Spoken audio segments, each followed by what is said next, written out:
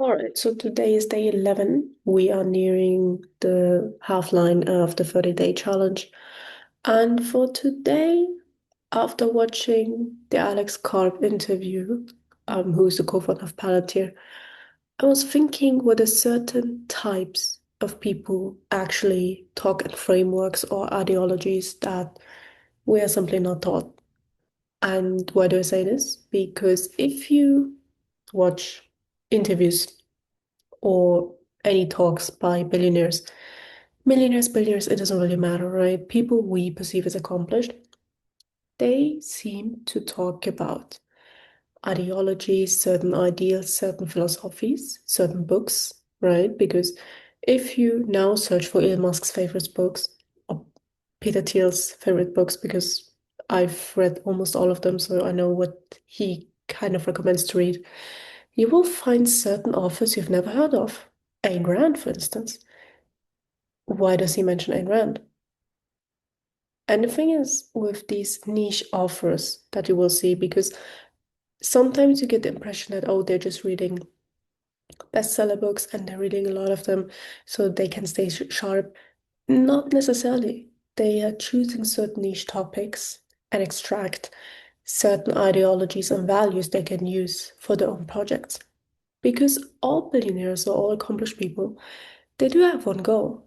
It's not really clear to us. Well, they may tell you, well, we're building this XYZ product for mankind, which is not really advancing us essentially. They do have an agenda in mind. Everybody has an agenda in mind, whether accomplished or not, but they just take their reasoning from very abstract works. Doesn't count for everybody, but in general, Ayn Rand is highly sophisticated. It does talk, if you didn't read it, there are two very well-known books by her. One is called Fountainhead and one is called Atlas Shrugged. In the Fountainhead, there is an architect that goes against kind of like the classical Renaissance architecture building, and he tries to establish the modern architecture that is all the buildings that the design we are familiar of. These essentially, in the fiction story, they come from this one architect who pioneered this design. In Atlas Shrugged, you will read a story about a highly range of accomplished people leaving their community. And it's essentially Ayn Rand telling us what happens if we de-evaluate success and accomplishment for the favor of the greater good. Think about social welfare systems. Anyways, so if you go into these book lists, you see niche topics, you see authors you've never heard about, you might as well see certain tastes being established. And that's also what I was thinking about, because a lot of people, again, accomplished, they tend to use taste in favor of creating an atmosphere where only certain people can enter. So they create essentially a room where you need to have the knowledge about the taste they're talking about in order to be able to join them in conversations, right? If I told you, hey, you get the chance to talk with Elon Musk tomorrow, there might be a chance that you want to talk about the tech behind SpaceX and Tesla and all that stuff. But I think you might be better prepared if you actually read what he read, namely Nietzsche, right? So he read philosophy before he got into tech. Same goes for the LinkedIn founder, same goes for Palantir.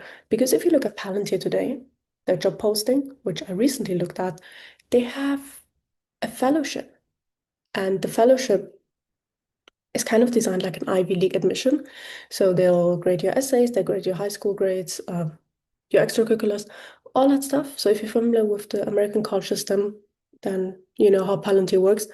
And the CEO emphasizes in all of his interviews that they have certain ideals and they wish to have individuals in a company who question those ideas in any way. So that is to get into dialogue, not about tech behind Palantir, but about the goal of Palantir. I don't think a lot of people realize that there is a fundamental difference between what you build and why you build it. Because you can build great stuff, right? But if you have no vision, then you cannot amplify the product. That's essentially why Meta became so successful. Again, coming back to Peter Thiel, he saw, like, he is a non-technical founder. by the way. He studied philosophy, and I think law at Stanford, that's it. So what he saw was that Facebook, at the time, he was the first investor in Facebook.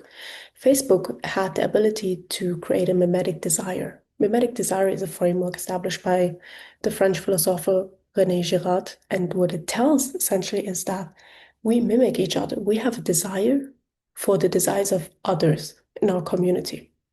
That is the reason why Instagram nowadays and TikTok, they all feel so intimate because they are projecting desires that we want to take and we want to copy and do the same. And Peter Thiel saw that this technology, it didn't bring humanity in any way forward. Like the communication thing, you had WhatsApp, you had email.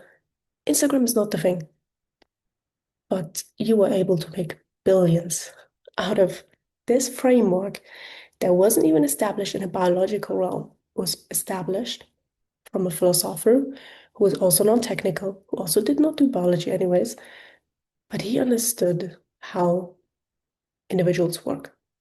And that's how they build products that keep us in the loop, essentially. Same goes for LinkedIn, PayPal, Reddit, Revolut, Duolingo. They all understand a certain feature, a certain characteristic, certain key trait about humanity that they use. And you could understand it as well if you would go and read the works. And I doubt that with the short attention span, essentially, you're not going to read René Girard's work, probably. If you do, great investment, you'll probably make a good talking partner to Peter Thiel. But that's just my opinion.